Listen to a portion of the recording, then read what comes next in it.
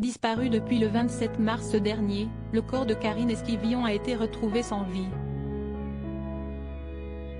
Son mari, Michel Pial, a avoué l'avoir tué, selon les révélations de nos confrères du Parisien, qui dévoilent également l'ignoble subterfuge du mari pour rassurer leurs enfants quant à la disparition de leur mère. Si est une nouvelle affaire de disparition inquiétante qui a ému la France. En mars dernier, Karine Esquivillon, mère de 5 enfants, disparaît brutalement. Selon son mari, Michel Pial, son épouse de 54 ans a quitté le foyer familial de façon totalement volontaire. À plusieurs reprises, il a demandé à son épouse de lui donner un signe de vie et de rentrer à la maison. Mais, voilà que depuis quelques jours, l'étau autour du mari s'est resserré. En effet, ce mercredi 14 juin, Michel Pial, 51 ans, a été placé en garde à vue par la section de recherche de Nantes. Et selon les informations de nos confrères du Parisien, l'homme est passé aux aveux. Le corps sans vie de Karine Esquivillon retrouvé en effet, dans la nuit du 15 au 16 juin 2023, Michel Pial a reconnu avoir tué son épouse par arme à feu. Sans donner de mobile pour l'instant, il évoque un accident dans des circonstances encore floues, précisent nos confrères du Parisien. Après être passé aux aveux, Michel Pial a également indiqué le lieu où il s'est débarrassé du corps de sa femme, un bois de Vendée.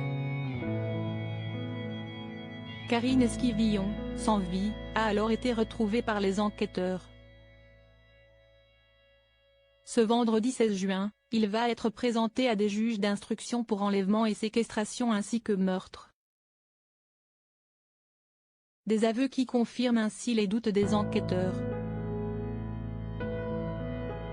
En effet, de nombreux éléments ont fait converger les suspicions des gendarmes vers Michel Pial.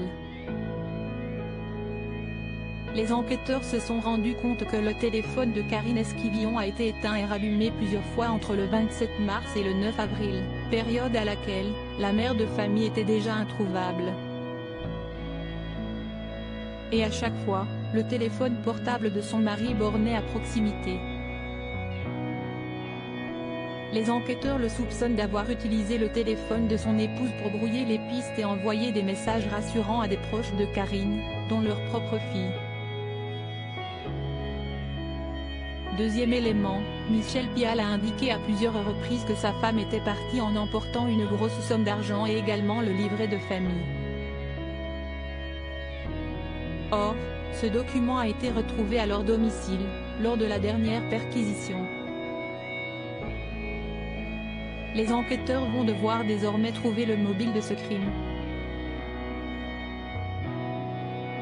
Michel Pial reste innocent des faits qui lui sont reprochés jusqu'à la clôture de l'enquête.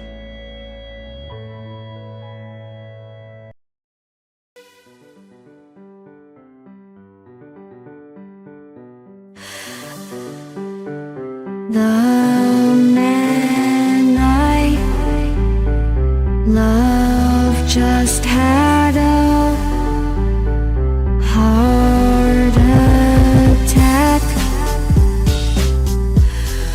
but who needs a heartache? I am a man she